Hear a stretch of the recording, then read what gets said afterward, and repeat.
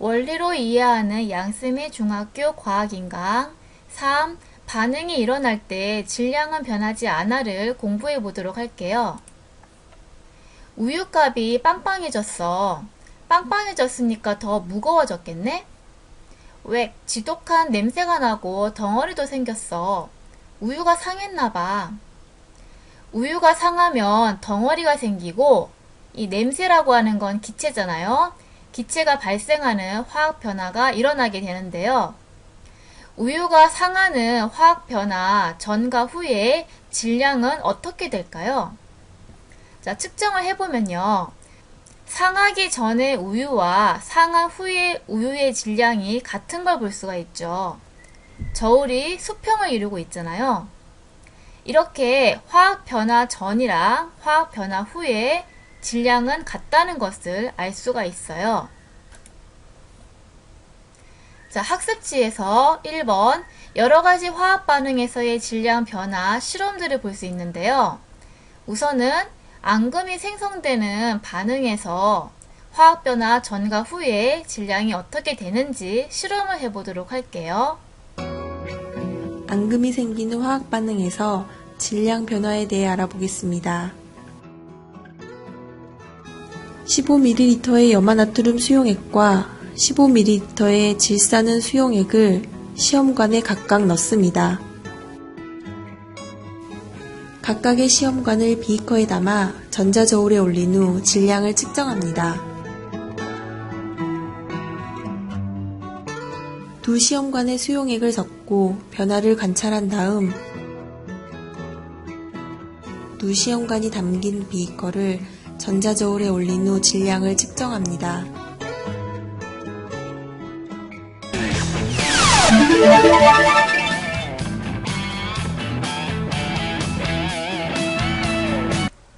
방금 실험을 정리해 보도록 할게요. 염화나트륨 수용액과 질산은 수용액을 반응시키기 전에 질량을 측정해 봤는데, 예를 들어서 50g이 측정되었다라고 할게요. 자, 그런 다음에 두 수용액을 이렇게 섞어주는 거죠. 그러면 여기 시험관은 비어있고 여기는 이제 섞여지게 되는데, 이걸 섞게 되면 염화나트륨과 질산은을 섞게 되면 질산나트륨 수용액이랑 염화은이라고 하는 흰색 앙금이 생기잖아요. 그래서 하얗게 앙금 생기는 거 볼 수 있었잖아요. 자, 이렇게 앙금이 생성된 후에 질량을 측정해보면 역시 50g으로 반응 전과 반응 후에 질량이 같은 걸 볼 수가 있었죠. 이렇게 염화나트륨 더하기 질산은의 질량이랑 질산나트륨 더하기 염화은의 질량은 같은 거를 확인할 수 있어요. 이런 식으로 화학 변화 전과 후에 질량이 같다는 것을 알 수가 있고요. 자, 그러면 화학 반응 전과 후에 물질의 총 질량이 변하지 않는 이유가 무엇인지 생각해 보도록 할게요. 이거는 염화나트륨과 질산은의 반응 모형을 나타내고 있는데요. 염화나트륨과 질산은을 섞게 되면 이 나트륨 원자랑 은 원자가 자리를 바꾸게 되는 거죠. 이런 식으로 해서 염화은과 질산나트륨이 생기게 되는 거잖아요. 그럼 결과적으로 반응 물질을 이루고 있는 원자의 종류와 개수, 이걸 세어보면 나트륨 1개, 염소 1개, 은 1개, 질소 1개, 산소 3개잖아요. 그리고 생성물질을 이루는 원자의 종류와 개수를 세어봐도 나트륨 1개, 염소 1개, 은 1개, 질소 1개, 산소 3개잖아요. 이렇게 화학 반응이 일어날 때 물질을 이루는 원자 배열은 아까 봤듯이 달라졌잖아요. 하지만 원자의 종류와 개수는 변하지 않아요. 그러면 물질의 총 질량이라고 하는 것은 원자 질량들의 합이잖아요. 그런데 반응 전후에 원자의 종류와 개수가 변하지 않으니까 원자 질량의 합도 변하지 않겠죠.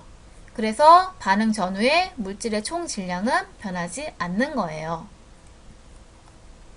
가상 실험으로 알아볼게요.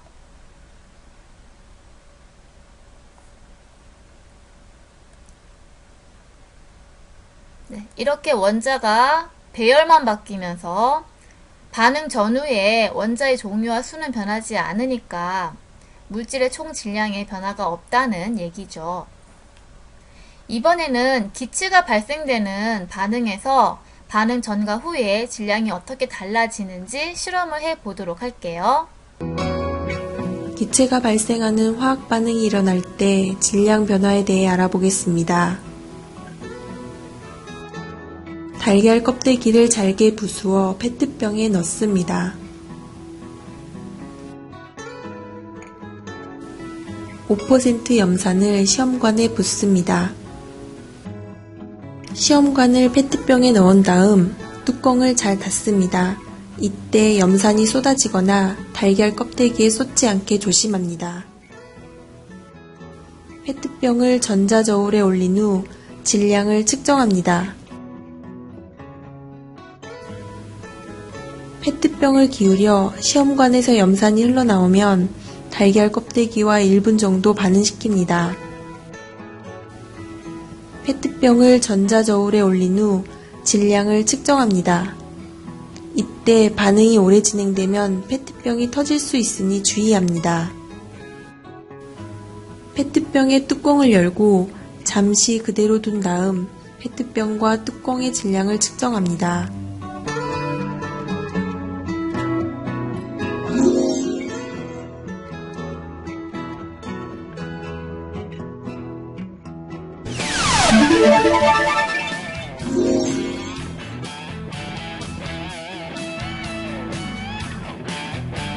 기체 발생 반응에 대한 실험을 정리해 볼게요. 달걀 껍데기의 주성분은 탄산칼슘이에요. 그리고 염산은 액체 상태이고요. 이것의 기체 상태를 염화수소라고 얘기하니까 염산과 염화수소는 같은 물질을 얘기하는 거예요. 자, 그랬을 때 반응 전에 탄산칼슘과 염화수소의 질량을 재니까 예를 들어서 271.5g이라고 했어요. 자, 그런 다음에 탄산칼슘과 염산을 섞어주게 되는 거죠. 섞어주게 되면 염화칼슘이랑 그리고 물, 이산화탄소 기체가 발생하잖아요. 위로 화살표는 기체가 날아가기 때문에 기체를 표시하는 화살표예요. 그랬을 때 밀폐 용기에서는 이 이산화탄소 기체가 빠져나가지 못하기 때문에 반응 전이나 반응 후나 질량이 같은 걸 볼 수 있어요. 이렇게 탄산칼슘 더하기 염화수소의 질량이랑 염화칼슘 더하기 물 더하기 이산화탄소의 질량은 같다는 거예요. 다시 얘기하면 화학 변화 전과 후에 질량은 변하지 않는다는 거죠. 그런데 뚜껑을 열어서 열린 용기에서는 이 발생한 이산화탄소 기체가 공기 중으로 날아가겠죠. 그래서 날아간 만큼 이 반응 후에 질량이 감소하는 걸 볼 수 있는 실험이었어요. 그러면 화학 반응 전과 후에 물질의 총 질량이 변하지 않는 이유 다시 한번 설명을 해볼게요. 이거는 탄산칼슘과 염화수소 반응 모형이고요. 탄산칼슘과 염화수소를 섞으면 어떻게 반응을 하게 되는지 살펴보면요. 우선 이렇게 염화칼슘이 생기게 되고요. 그리고 물이 생성이 되고 그리고 이산화탄소가 이렇게 생성이 된다는 거예요.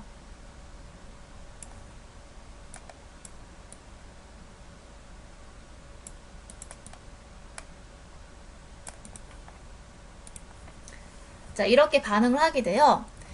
그래서 반응 물질을 이루는 원자의 종류와 개수를 세어보면요. 칼슘 1개, 탄소 1개, 산소 3개, 수소가 2개, 염소가 2개잖아요. 그리고 생성 물질을 이루는 원자의 종류와 개수도 세어보면 칼슘 1개, 탄소 1개, 산소 3개, 수소가 2개, 염소가 2개잖아요.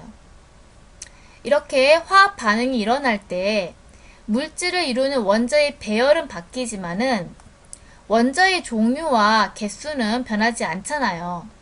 그러니까 물질의 총 질량은 결국 원자들의 질량이 합이니까 이 물질의 총 질량은 반응 전과 반응 후에 변하지 않게 되는 거겠죠. 가상 실험으로 확인해 볼게요. 자, 조개는 탄산칼슘이에요. 똑같이. 이런 식으로 원자 배열이 바뀐 다음에 이산화탄소 기체가 날아가게 되면 역시 기체가 질량이 날아가니까 작아지죠. 질량이 달라지지. 그럼 밀폐된 용기 안에서는 어떻게 될까? 라부아지에는 이때의 사람인데요. 다양한 반응에서 반응 물질과 생성 물질의 질량을 측정하는 실험을 했는데 반응 물질의 총 질량과 생성 물질의 총 질량이 같다는 사실을 발견하게 됐어요. 이러한 사실을 질량 보존 법칙이라고 해요. 그러니까 화학 반응이 일어날 때 질량이 보존된다 해서 질량 보존 법칙이라고 하고요.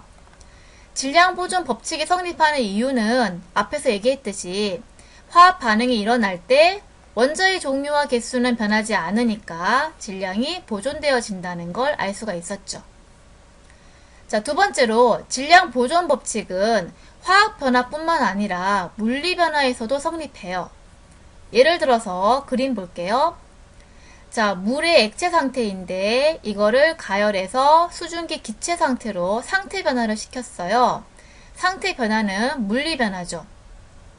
자, 그랬을 때 질량을 따져보면요.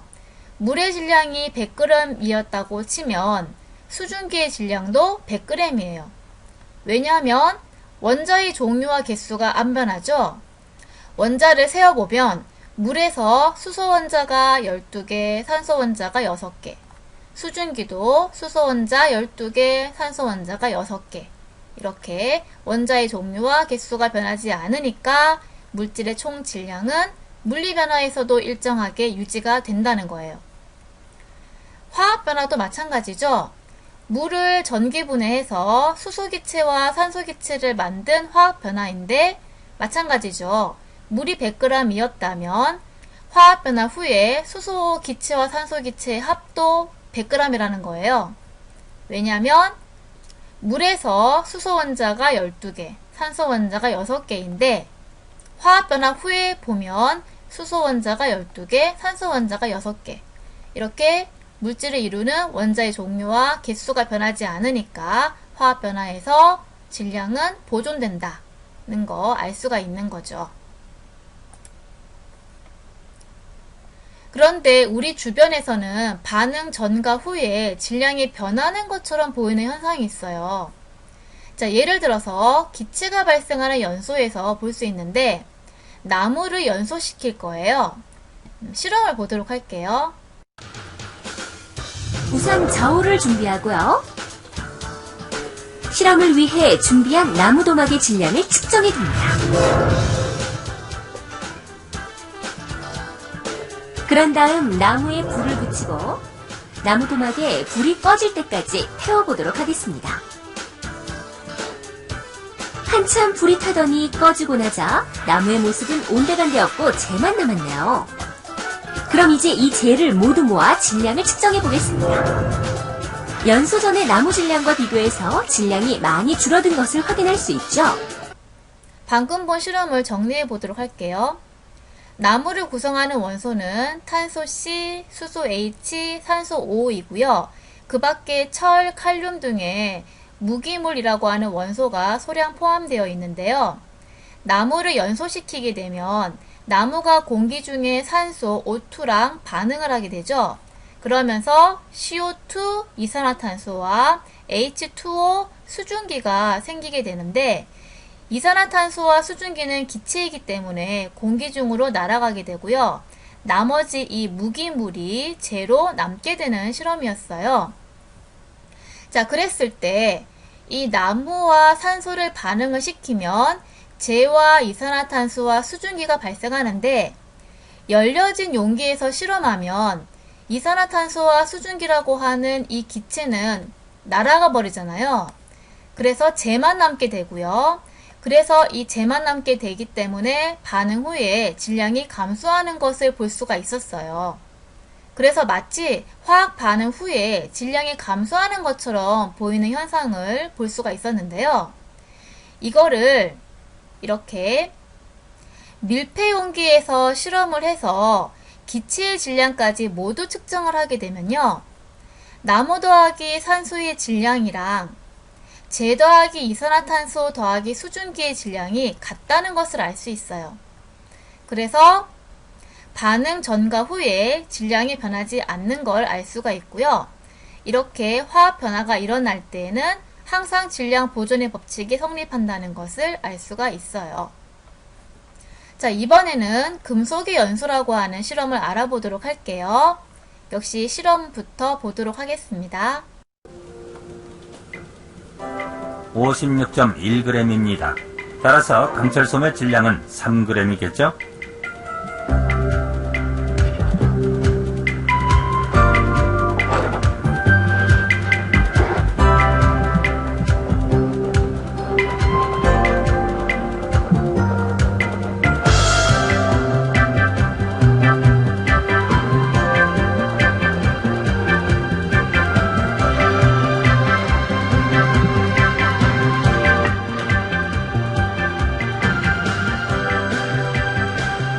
불에 태운 뒤의 질량은 57.2g입니다. 같은 방법으로 계산을 해보면 나머지 4.1g이 산화철의 질량에 해당됩니다. 마지막으로 강철솜을 이용한 실험을 한 번 더 해보겠는데요. 니크롬 위에 강철솜을 올려보도록 하죠. 이번엔 고무 마개로 플라스크의 입구를 막은 채로 불에 태워보도록 하겠습니다. 산소를 플라스크 안에 주입시킨 후 입구를 단단히 봉하도록 하죠.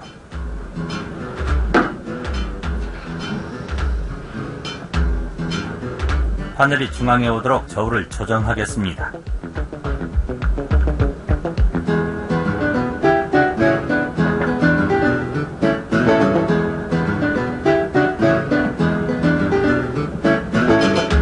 니크롬에 전류를 보내서 강철솜에 불을 붙이겠습니다.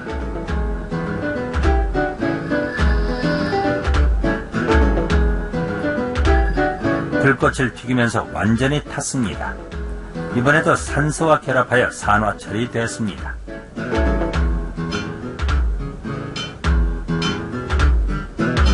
저울의 눈금을 확인해 보겠습니다.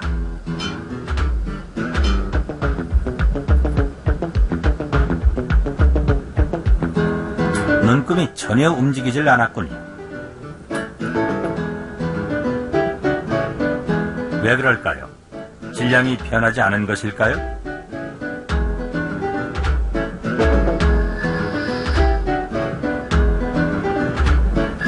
대답의 실마리는 입구가 봉해진 플라스크 안에서 화학 반응이 일어났다는 데 있습니다.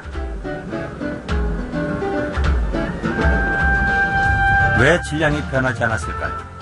자, 방금 본 실험을 얘기해 볼게요. 회색의 강철솜을 연소시키게 되면 이 철이 공기 중의 산소와 결합을 해서 검은색의 산화철2가 되는 걸 볼 수가 있었어요. 그런데 영상에서 첫 번째 실험은 열린 용기에서 실험을 한 거잖아요.